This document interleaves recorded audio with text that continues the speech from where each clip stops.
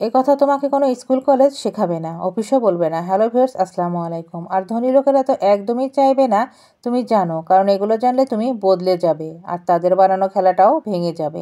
এটা শুধু মোটিভেশনাল লেখা নয় বা কথা নয়, এটা সেই কঠিন বাস্তবতা যেটা বোঝার পরে লাখো মানুষ তাদের জীবনের গতি একদম উল্টে দিয়েছে। কঠোর পরিশ্রম ধনী হওয়া নয়।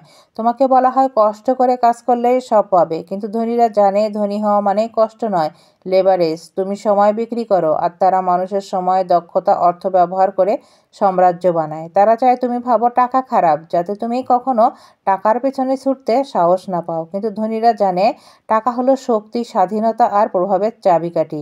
সঞ্চয় করে কেউ ধনী হয় না, সঞ্চয় করো, এটা শুধু ক্লাস 3-র বাচ্চাকেই বলা যায়। ধনীরা টাকা ঢালে ব্যবসা, রিয়েল এস্টেট, স্টার্ট আপ আর শেয়ারে, যেখানে ঝুঁকি বেশি কিন্তু লাভ তার চেয়েও অনেক গুণে বেশি। শিক্ষা ব্যবস্থা মানুষ তৈরি করে না, কর্মচারী তৈরি করে।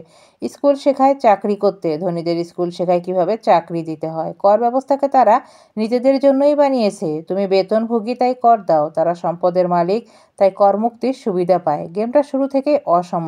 ঋণ হলো অস্ত্র, যদি চালাতে জানো। তুমি ঋণ মানে সমস্যা ভেবে দূরে থাকো।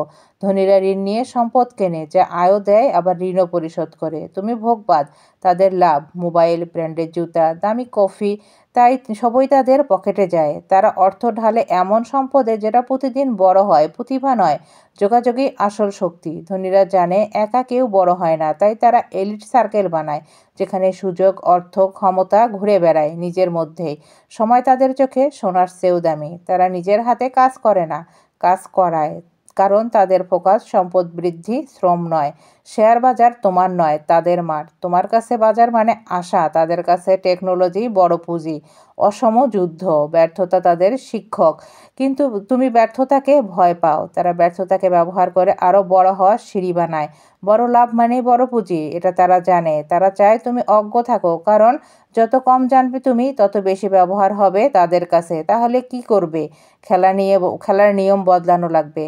আর শুধু কাজ নয়, সম্পদের মালিক হও। সঞ্চয় নয়, বিনিয়োগ শেখো। ভোগ নয়, সম্পদ বানাও। চাকরি নয়, লেভারেজ তৈরি করো। এটাই সেই পথ যেটা তুমি শিখলে ধনীরা আর তোমার উপর দিয়ে হাঁটতে পারবে না। এটা শুধু লেখা নয়, এটা একটা ডাক। নিজের খেলায় নিজেকে রাজা হও।